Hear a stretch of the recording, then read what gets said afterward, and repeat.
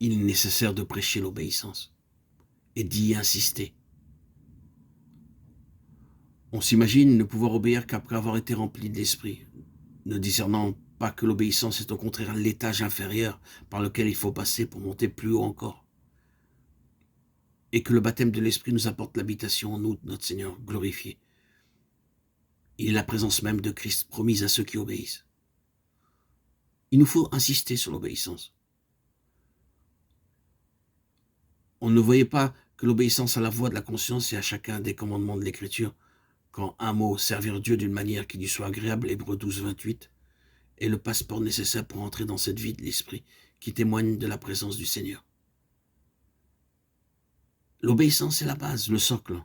Et en négligeant cette vérité-là, on avait également oublié cette haute vérité qui va de pair avec la première. Celui qui obéit peut et doit s'attendre à être rempli de l'esprit. Un grand nombre de chrétiens ignorent que la présence habituelle, active et consciente de l'esprit soit promise à ceux qui obéissent. Ils passent une grande partie de leur vie à déplorer leur désobéissance, à souffrir de leur manque de force spirituelle, à demander que l'esprit vienne les aider à obéir, au lieu de compter pour obéir sur la force de l'esprit qui est déjà en eux. On ne pensait guère que le Saint-Esprit pût être envoyé aux chrétiens obéissants pour lui, communiquer habituellement la présence de Jésus et accomplir en lui les œuvres plus grandes, Jean 14, 12. Précisément comme autrefois, le Père communiquait sa puissance à Christ. Et encore à présent, on ne comprend pas toujours que la vie de Jésus est le modèle de ce que doit être la nôtre. Quel exemple nous avons là de l'obéissance et des épreuves qui précèdent la glorieuse puissance de la vie de l'Esprit. C'est cette vie-là que nous communique l'Esprit de Jésus glorifié.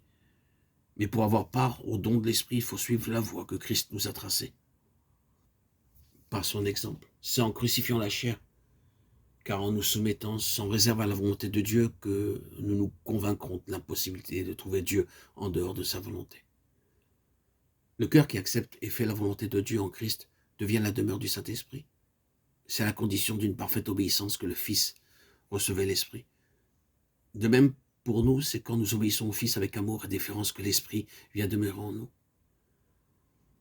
Cette vérité-là s'est imposée avec force au cœur d'un grand nombre de croyants ces dernières années sous le nom de renoncement au moi et d'entière consécration.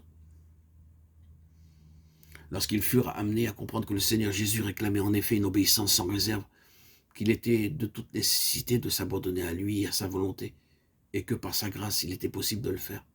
Lorsqu'avec foi, en sa puissance, ils le firent, ils entrèrent aussitôt dans une vie de paix et de force qui leur avait été inconnue jusque-là. D'autres apprennent ou doivent encore apprendre qu'ils n'ont pas saisi cette vérité entière. Malheureusement.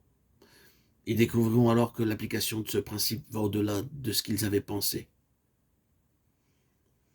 À mesure que par la puissance de l'Esprit qui est en nous, nous apprendrons à porter fidèlement à Jésus tout mouvement de notre vie intérieure, nous verrons que l'Esprit de Jésus glorifié réalisera alors sa présence en nous, faisant en nous et par nous infiniment au-delà de ce que nous demandons ou pensons.